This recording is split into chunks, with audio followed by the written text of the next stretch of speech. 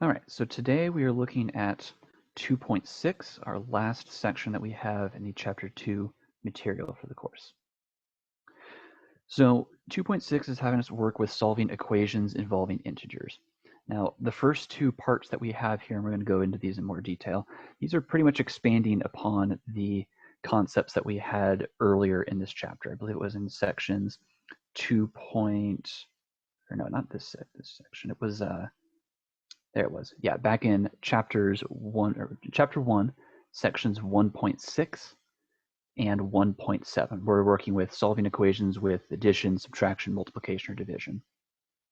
So we're just using and bringing those concepts forward, and we have a quick bit of review that we're doing with these, and then we're going to get into actually solving these and our process for that. So again, some reminders as we're going through these.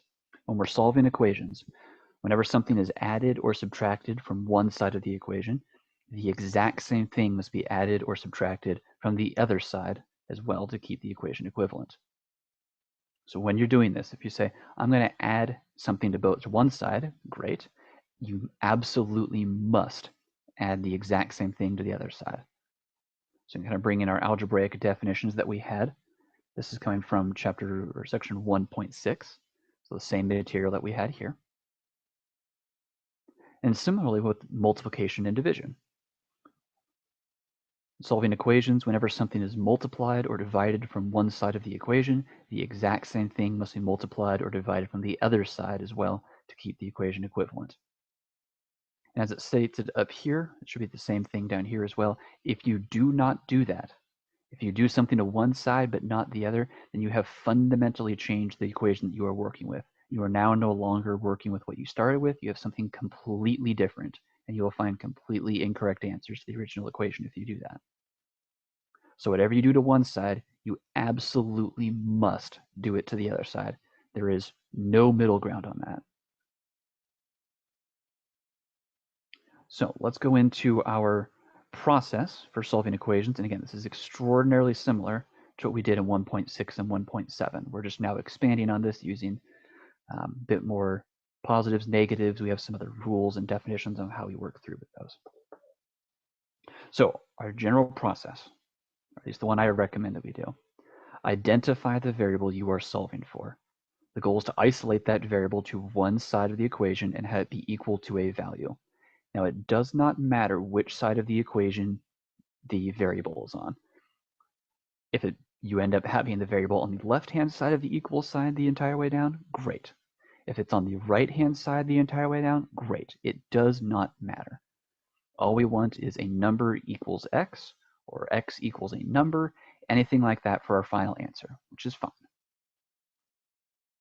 So our second step, we want to eliminate all variable terms on one side of the equation.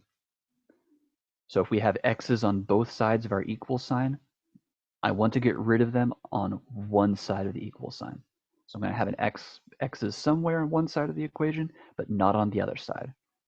A lot of people do not do this step at the very beginning, and they just start adding, subtracting other numbers around, and you will never find your answer doing that because you can do that forever.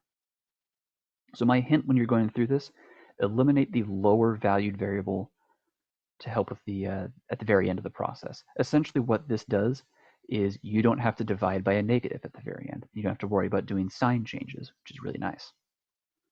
So this is not a required step in the process, but it's one that I recommend doing if you want to save yourself a little bit of headache at the very end. So once we have eliminated all variable terms from one side of the equation, which is great, we want to isolate the variable term to one side by eliminating all constant terms on that side as well. So I get all of my x's to one side, great. Now, does it have any constant terms on that side? Essentially, are we adding or subtracting any numbers to that? That's what a constant term is. And if we are, you want to eliminate that. We use addition or subtraction to make that happen. So then I have a variable term on one side equals a constant term on the other side. From there, on to step 3, we isolate the variable by multiplying or dividing by the value and sign attached to the variable. So maybe that x has a 2 attached to it. Maybe we have 2x on one side. I would undo that multiplication of 2 times x by dividing by 2. If I had instead x divided by 2 on one side, I could get rid of and undo that division by multiplying by 2. And that gets rid of that variable, and that gets the x all by itself. It isolates that variable all by itself on one side. The other side of the equation is going to be a number. It could be a positive, it could be a negative, it could be 0, it could be a fraction, a decimal, who cares? It's a number. We have our variable equals a number. That's what we were looking for. Good to go. Now our last step with this, it is listed as optional, but I would highly recommend you do this anyway. Check the final answer in the original equation that you have been given. And when we're doing that, all we're going to do is we're going to plug it into the in for the variable that we originally were given in the problem. And then we're just going to simplify the left-hand side down. We're going to simplify the right-hand side down, and then we will get our answers. If both sides are equal, we have the correct answer. We're good to go. We just got full points on the test. Okay. So again, very similar process to what we did in 1.6 to 1.7. We're just going to be throwing in some additional maybe complexities in here as we're seeing maybe some fractions if you guys are looking ahead here as well. So we'll go through a couple examples with these, and then we're also going to go on to some story problems over here. Okay. So we are going to take a look at probably not all of these mechanical examples down here. We'll at least go through, we'll go through our first one and probably our third one just for instance of seeing some fractions and some ways we could work with that. And then we'll jump over to our story problems. So we'll jump over to our whiteboard and we'll go through a few of these.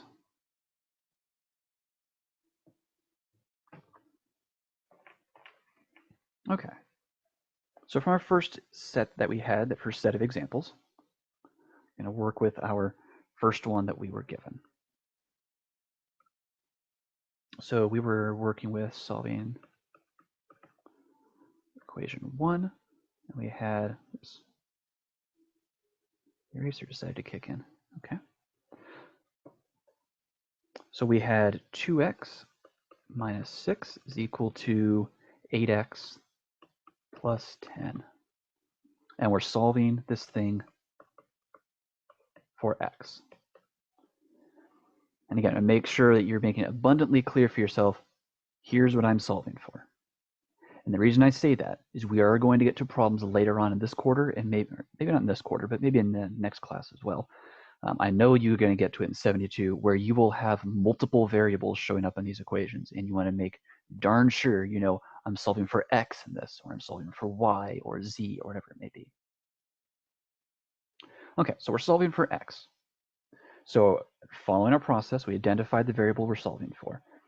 Our second step, eliminate all variable terms on one side of the equation. So I have a variable term here, and I have a variable term here. Now, again, overall, it does not matter which of those we want to eliminate from this equation. We can eliminate either of them. I'm going to use the hint in here, and I'm going to eliminate the lower valued variable between the two. So I'm going to get rid of the 2x on the left-hand side of the equation because it's a smaller value. So to do that, I have a 2x. I want to get rid of that, so I'm going to subtract 2x from that side. And whatever I do to one side, I have to do to the other side. So I'm going to subtract 2x from the other side as well. Those cancel. And I have 6x plus 10 left over on the right-hand side. Now from here, I'm looking at our process. Isolate the variable term to one side by eliminating all constant terms on that same side. So I have my variable here, I have all my variable terms on one side, so that's good. And now I need to get rid of this constant term on that side as well. So I need to get rid of this plus 10. So how do I undo adding 10? I'm going to subtract 10. And again, whatever I do to one side of the equation, I have to do the exact same thing to the other side. So on the right, it cancels. On the other side, I have negative 16. So our fourth step, isolate the variable by multiplying or dividing by the value and sign attached to the variable. So I have this 6x that's hanging out right here. I do not want 6x, I just want x. So I ask myself, how is this 6 attached to the x? It is attached through multiplication. The opposite of multiplication is division, so I'm dividing both sides by 6. Actually, we'll use blue here, stay consistent. So I'm dividing both sides by 6. On the right-hand side, 6's cancel. Move this up here a little bit. And then I get negative 16 over 6 is equal to x. When you get to this step in the process, if you want to, you can just swap which side these things are on if you like having the variable on the left-hand side for your final answer. Nothing wrong with this. Now, the last thing we need to do, always, always, always ask yourself, can I reduce this fraction down? And if you can, you absolutely must do that. If you don't, you are going to lose points. So I have 16 over 6. Can I reduce that? And yes, I can. 2 goes into both. 2 goes into 16 8 times, so I can divide that by 2. 2 goes into 6 3 times, so I could divide that by 2, and I'm going to get x is equal to negative 8 over 3 for my final answer. Let me get that there. Okay. So that's using our process to go through and solve for our variable x there. I'm going to go into, and we'll go and take a look at another example. So again, I do want to give time to these story problems because I think those are worth going through. So I'm going to jump to example 3 that we had because we have fractions showing up with that. So I'll show you guys a couple tricks that you can use to get rid of fractions if you go through these problems. So we're looking at example 3 now.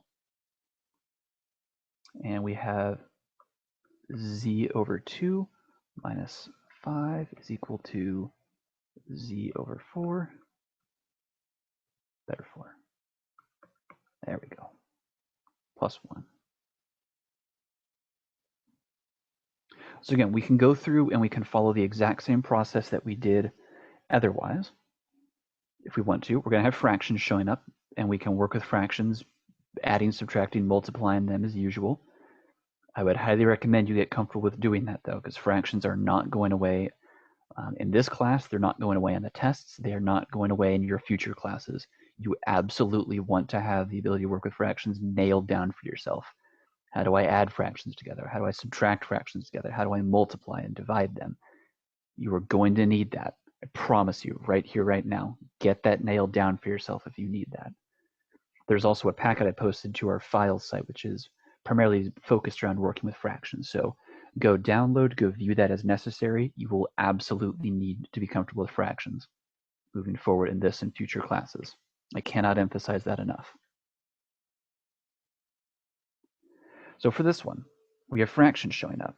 And I'm going to show you guys a trick on how you can go through and eliminate these things and make life a bit easier for yourself as you're working through these types of problems. So the way we do this is kind of a setup step before we actually get to our process. We say, I have fractions showing up in here, I've got a fraction showing up here, and I've got a fraction showing up here. I want to get rid of those fractions before I do anything else. Okay? Now this process isn't limited to just having fractions for our variable terms. This 5 could be a 5 over 3.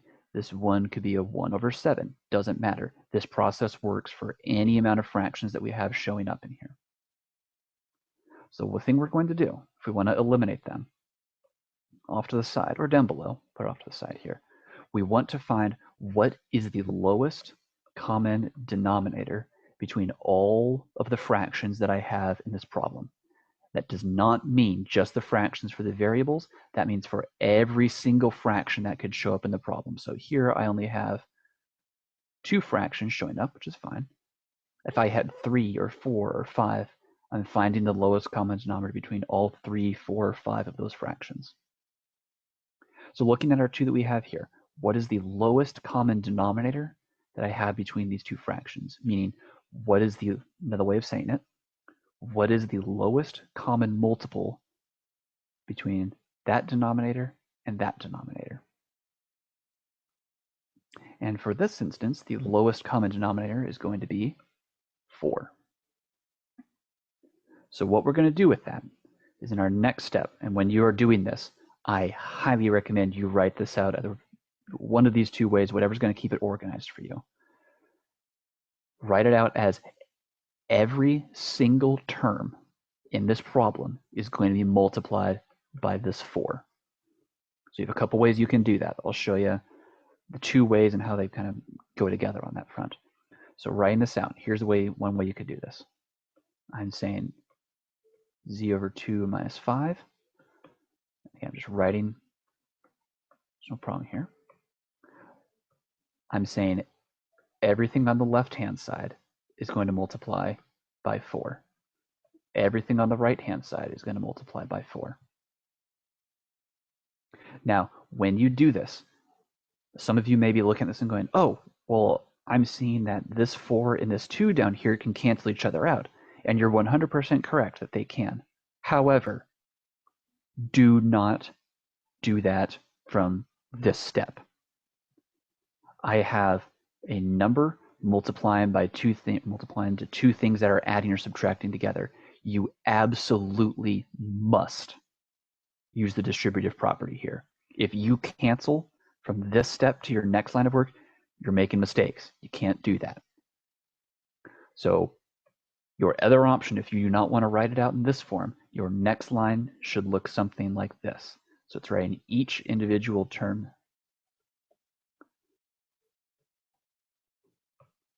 being divided by 4. Got a better 4 here.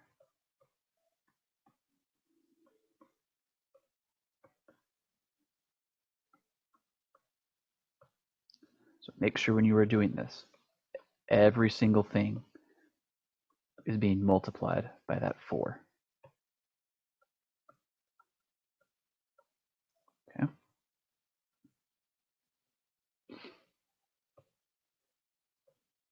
So again, this 4 is distributing through. 4 is distributing through. So you have the option. You can either write this step out for yourself, which is fine, or you can say, I don't want to do that. I'm just going to go right to this step that I have here, where every single original term that I have is multiplying by 4. It's your choice, but you absolutely must do this step. It should ultimately end up here.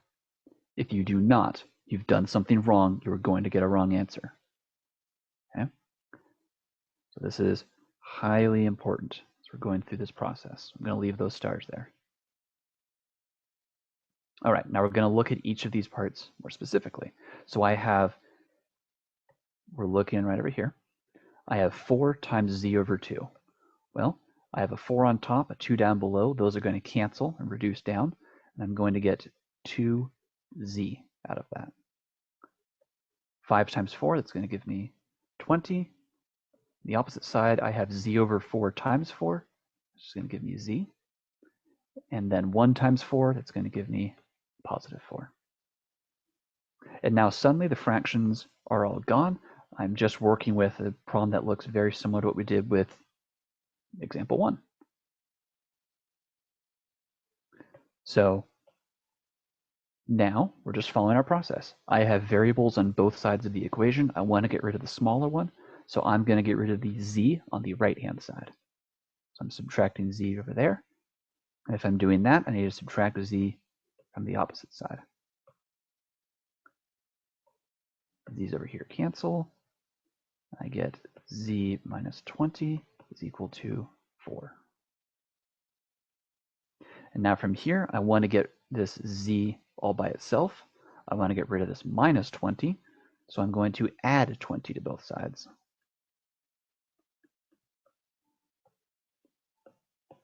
Oops, better z. And I'm getting z is equal to 24, the final answer.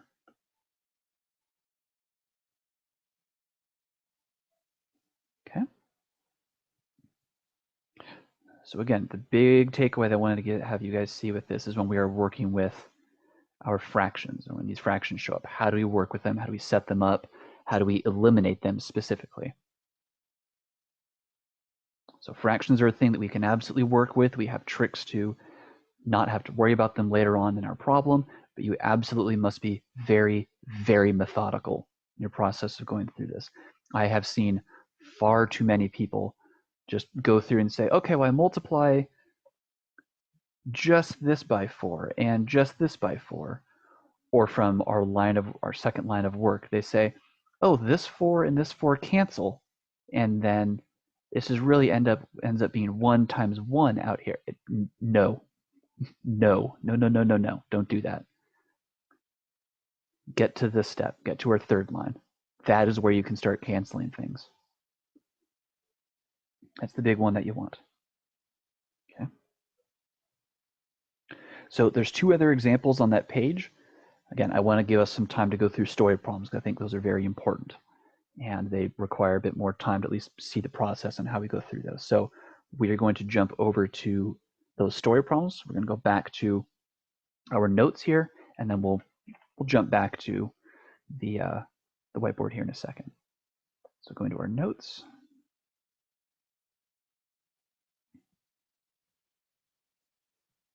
All right, so story problems.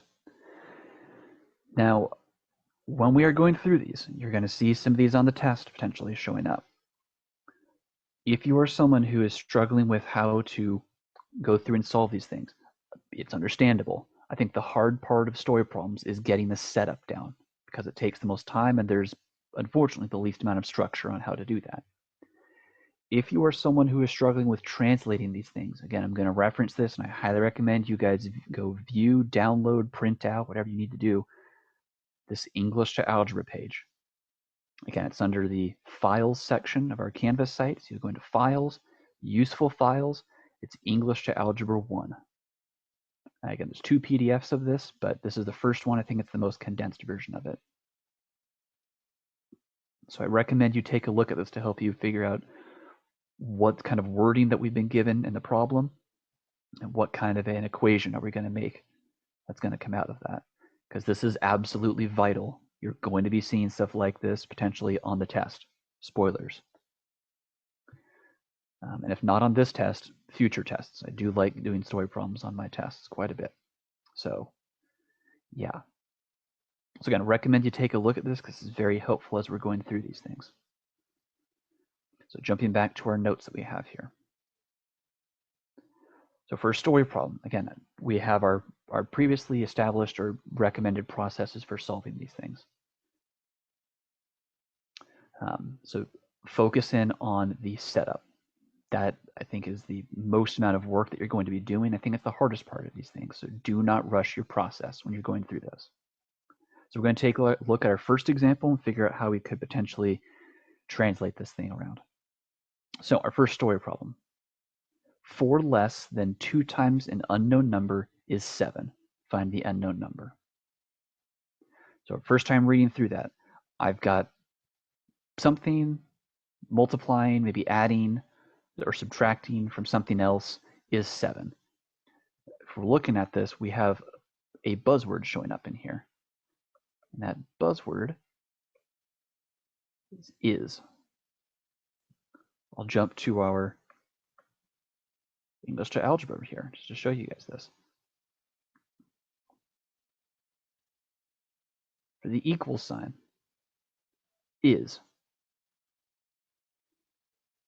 So the nice part about this, if I go back to our problem now, I have something equals 7. So right off the bat, I can start writing an equation for this thing. So if we're doing that, we're going to put our notes down below here. So I have is our dividing part. Essentially think of it as splitting our equation in half. I have something on the front end over here equals something on the other side. So we can split this thing up and kind of compartmentalize and do this thing in smaller parts versus in trying to make an entire equation all at once. So we have something equals 7. I'm just going to put equals in our middle here. The right-hand side of that, well, is 7. So this thing equals 7. So great, we already have half of our equation done, essentially. So now we get to the think, slightly more challenging one of these. So we are told 4 less than 2 times an unknown number. And we don't need to worry about the is 7 now. So 4 less than 2 times a number. So if we're trying to figure out, okay, what are some buzzwords that could be showing up in here? Well, less than is a pretty good one. Times is another one. We might need to figure out how these things are going to interact with one another. So let's go to that other page and see what that looks like for ourselves. So English to algebra. Oh, it's going to carry these things. All right. How are we going to do this? I'll erase a couple of these things here. So we know that we have, keep a mental check of this. We know that something equals 7. And we're going to try and figure out how to write 4 less than 2 times an unknown number. So less than. I think we had that showing up in there. Come on, scroll up. If the computer cooperates, that'd be fantastic. There we go. Okay, so we're looking in here for addition. Anything in here less than, we've got more than, so I don't have anything in there. Looking down to subtract, okay, we've got 10 less than m. So how does this translate in here? Okay, we're not using 10, we're not using m, which is fine. But the main idea of how do I translate something like this into an algebraic expression? So 10 less than m translates into m minus 10. So following that, back at our other one, we have 4 less than 2 times an unknown number. So, we're going to compare this. 10 less than m, 4 less than 2 times an unknown number. So the ordering here absolutely matters, especially with subtraction. So don't just think, oh, I can put this thing minus something else and I'll just call it good, just willy-nilly. Absolutely matters. So 4 less than 2 times an unknown number. So we're going to have something minus 4, because that's what that less than comes in. So something minus, whoops, we use black here. Make sure colors are right. Something minus 4. We're told 4 less than 2 times an unknown number. We don't know what that number is, but 2 times an unknown number, we could have that just be 2x. You could use n for a number, or you could use a or b or any variable that you see fit. We have 2x minus 4. So let's read our actual text now and see if this makes sense. So 4 less than 2 times an unknown number. So if I know what my unknown number is, I can multiply it by 2 and subtract 4 from it using PEMDAS. So that checks out. So 4 less than 2 times an unknown number is 7. So we have our equation set up now, and now we could go through and solve this thing. The process that we just had and we went through originally in our previous examples is exactly what we'd be using to solve this thing here. So I'm going to let you guys go through and solve this as you see fit. There should be, the answer to this should be at the very bottom of this page, but you can go and take a look at your leisure. We're going to take a look at and move on to our next example that we have. So looking at our second example here, Morty's scores on his first 3 tests are 72 or 75, 92, and 60. Rick has told Morty 32 times that he needs help building a new space car. What must Morty score on his 4th test to earn an average grade of 80 in his public speaking class? Okay. So first and foremost, as we're going through this, we're saying, okay, you do not need to read this once and go, and I don't expect you guys to be able to read it once and go, bam, I know the equation, bam, I know what the answer is going to be, and anything like that. It's unrealistic. So I'm not expecting that from you guys. You should not be expecting that from yourselves after just one reading of the problem. So to reread it again, maybe we can find some information to just cross out or not use with this problem is generality. Okay, my pen would decide to work for me here. There we go. Okay, so what's the general setting? So Morty's got some tests that he's taken. He's trying to get a grade, and he's trying to figure out his score on another test. Okay. So Morty's scores on his first three tests are 75, 92, and 60. Rick has told Morty 32 times that he needs help building a new space car.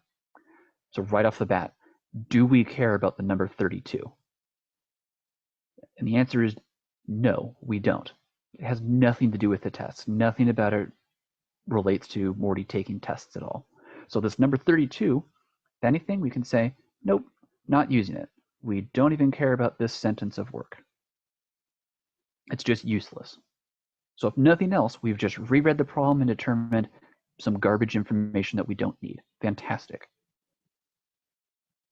So looking at this again, so we're told, what must Morty score on his fourth test to earn an average grade of 80 in his public speaking class?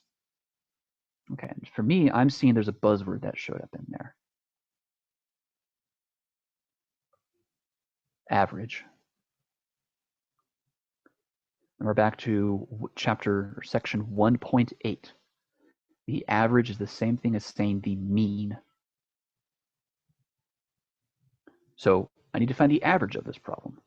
So our process for finding the average, jumping back to our 1.8 notes if you need to.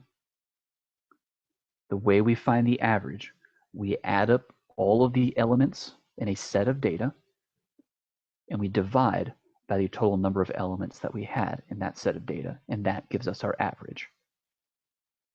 So with this, we've got the general idea of the mean and the average now. So I'm going to be adding some things up top. I'm going to divide by something, and I'm going to get an average on the right-hand side.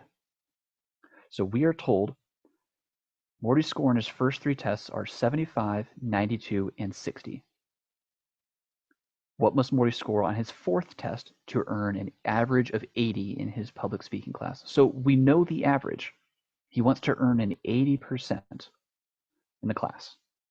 So if I do all the calculations over here on this side, I should have that whole thing equal 80. So how do we set this up? Well, he's going to be taking 4 tests. So I'm going to add all those together.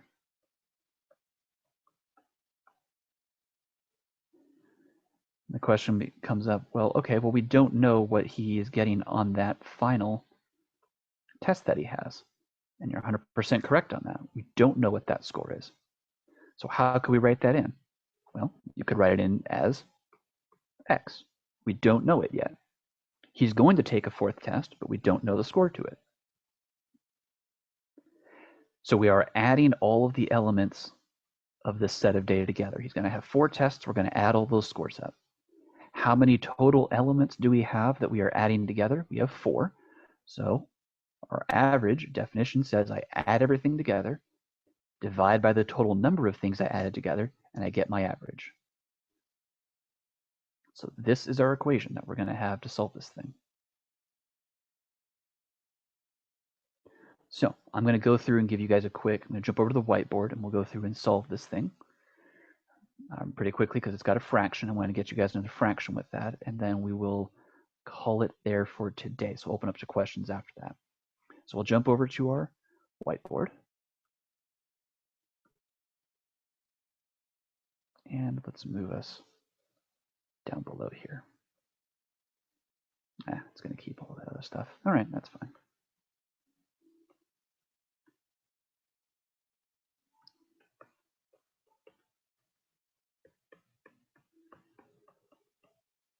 So with the story problems, we are working with number 2.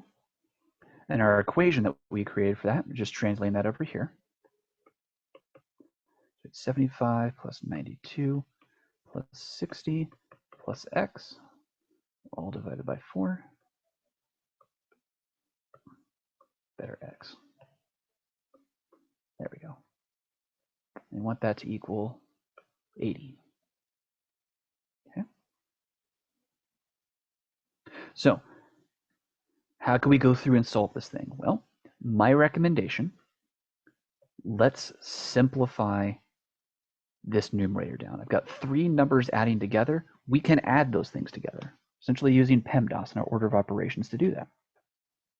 So with a calculator, or if you can do it in your head, kudos to you, because I can't. I'm just going to add 75, 92, and 60 together. And in doing that, I am getting 227 plus x over 4 equals 80. So yes, we still have some big numbers showing up. Yes, we still have fractions, but hey, at least it's 227 is just a number and not three things adding together with that. So based on what we just did in our previous example, example 3, I have a fraction showing up. So if I identify the lowest common denominator between all the fractions in this problem, I can multiply that and get rid of all of my fractions entirely. So the lowest common denominator is going to be 4, which means if I take the left-hand side, multiply it by 4, if I take the right-hand side, multiply it by 4, my fractions are going to cancel. So I have a 4 up top, I have a 4 down below, those cancel out. And on the left-hand side, I'm left with 227 plus x is equal to 80 times 4. That's going to be 320. This up here. And now from here, I want to get x all by itself. I'm just going to subtract 227 from both sides. Again, I don't know what that number is off the top of my head, so I'm going to apply the calculator. You guys are more than welcome to do the same as you're going through that process. I'm getting 93.